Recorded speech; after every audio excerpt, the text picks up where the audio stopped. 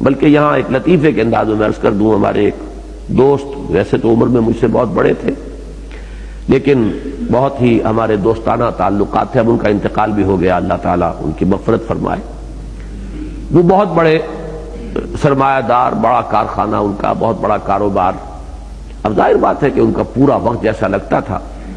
دنیا کے لیے، نماز روزے کے پابند تھے، وہ معاملہ اپنی جگہ پر ہے، نماز روزہ زکوٰۃ حساب سے نکالنا، لیکن باقی کاروبار کے اندر پھر لین دین بینکوں کا یہ سارا اور اوور ڈرافٹ یہ سب چلتا تھا۔ ان سے تذکرہ ہوا تو تبلیغی جماعت کے ایک بزرگ تھے اسی زمانے میں، ان کا بھی انتقال ہو گیا، اللہ تعالیٰ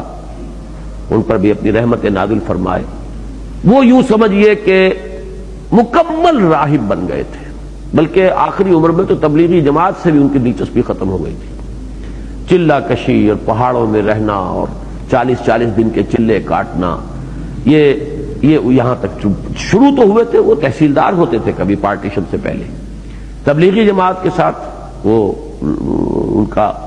یعنی جب راستہ وہ اختیار انہوں نے کیا تو پھر رفتہ رفتہ بڑھتا بیوی بچوں کو چھوڑا، اولاد کو چھوڑا، سب سے ترک تعلق، ہمہ وقت وہ لگے رہتے تھے اسی میں، آج یہاں کل وہاں تبلیغی جماعت ہی میں۔ پھر جو ہے اور آگے بڑھا معاملہ تو پھر وہ بالکل رہبانیت کے درجے تک وہ پہنچ گئے تھے۔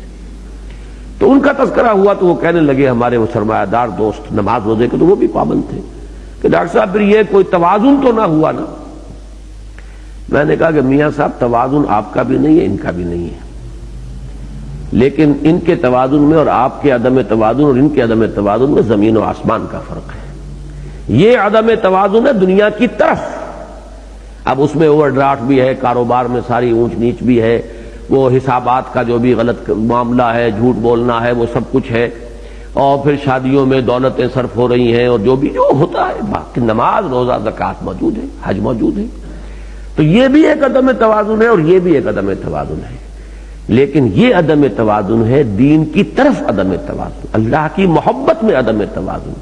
تو اس عدم توازن کا لفظ تو دونوں پر اس کا اطلاق ہو جائے گا، لیکن زمین و آسمان کا فرق ہے۔ ایک عدم توازن یہود والا ہے،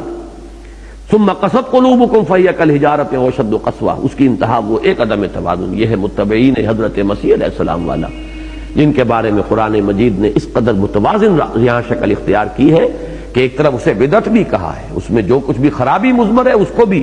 نمایاں کر دیا ہے، لیکن دوسری طرف یہ کہ ساتھ یہ بھی فرمایا ہے کہ وَمَا ابْتَدَوْهَا إِلَّا ابْتِغَاءَ رِضْوَانِ اللَّهِ ابتغاءً لِرِضْوَانِ اللَّهِ، انہوں نے جو بھی کچھ کیا یہ کیا تھا نیک نیتی کے ساتھ۔